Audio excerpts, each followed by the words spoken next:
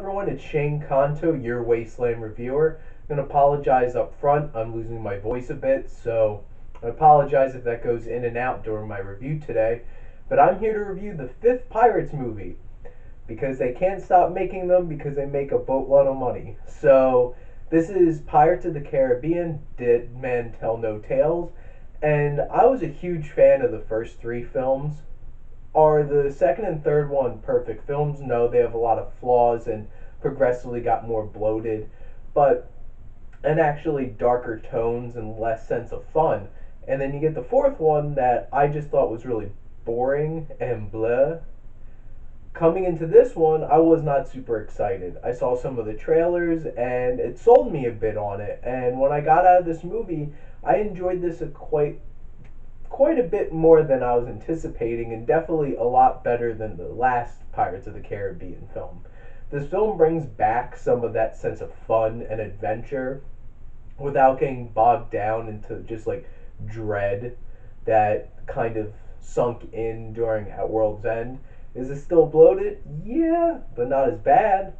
Improvements? So, looking at this film, this was directed by not Gore Verbinski and not Marshall, who did the last film. This was done by two directors, Joachim Roning and Espen Sandberg.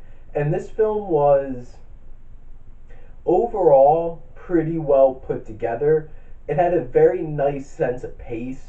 It never felt boring, and it didn't spend too much time at any given point to let things get into that kind of boring and slow area that the last film I thought stuck in too much.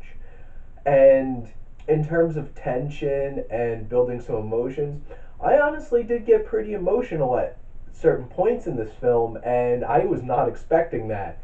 And I thought that they built up some unexpected stakes in this film, and I'm not going to get a whole lot into that, but I wasn't expecting that with this big franchise, and would they really do something and go that far to actually hit that impact.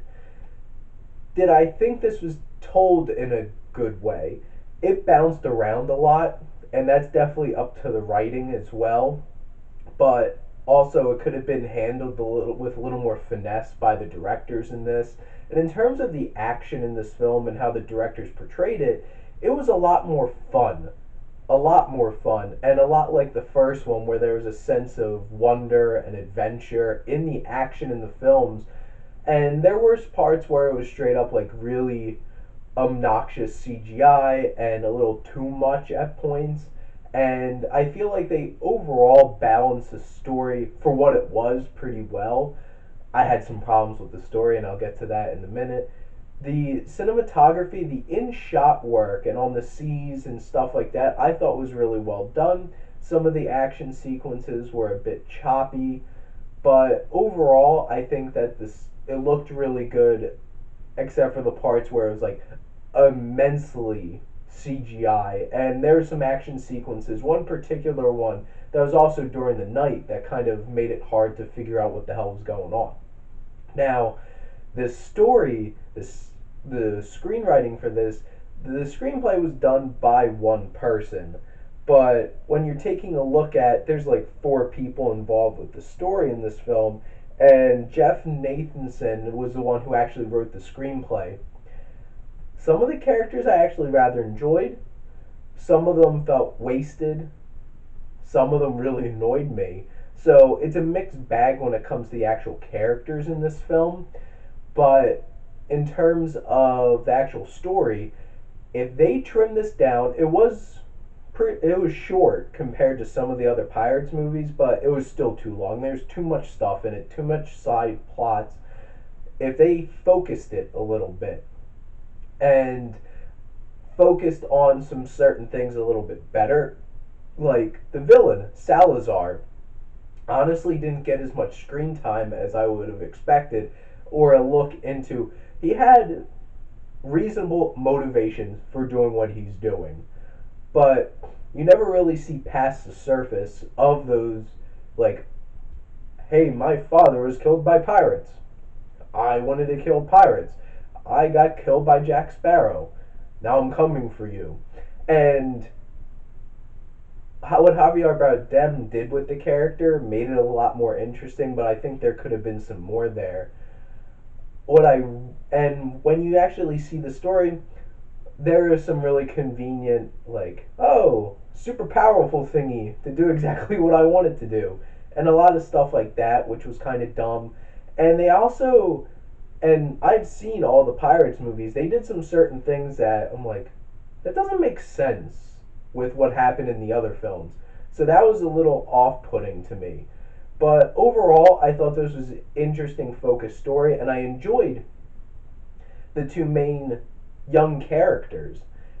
And because Henry, the main character here, he has real motivations for doing what he wants to. He wants to free his father. He wants to be there with his father and his mother. And he also has this like cool little fanboy kind of thing where it comes to all of the different magical things and myths and legends of the sea, and he's like, I'm super nerdy about this stuff and I know all about it. And he also had a bit of charm, and he also had a wholesome innocence to him that I actually really liked, that really stuck out in this film. And then Kaya Scolario's character, who's a witch, and that joke went on way too much in this film. Some of the comedy, actually a lot of it fell flat. There were a few moments that I actually got some good laughs out of it, but in terms of her character, she was super interesting, and I loved her arc, and I really loved where it went. And I love what they did with Barbossa in this film. He's still my favorite part of any of these movies, for the record. And actually, I think it's good to start talking about the acting in this film. Brendan Thwaites and Kaya Scodelario did a really, really good job. And I actually liked them more than Will and Elizabeth. To be perfectly honest, that might sound weird, but I actually liked them more as characters. And actually, Will kind of annoyed the hell out of me by the time the original trilogy was over with. And what they did with Barbossa and with Jeffrey Rush is like, I'm having a ball here, and he really hit it for me, and he was the real standout in this. Javier Bardem did a really cool thing with his character and really made him really menacing and also interesting, quirky, and charming at the same time.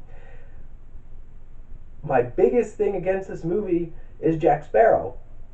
He has got to the point where he's no longer weird, eccentric, but he knows what he's doing. Now he's just a bumbling idiot. And Johnny Depp started going into his lisply voice that he does with the Mad Hatter from Alice in Wonderland, and there was only a few moments I actually enjoyed his character in this.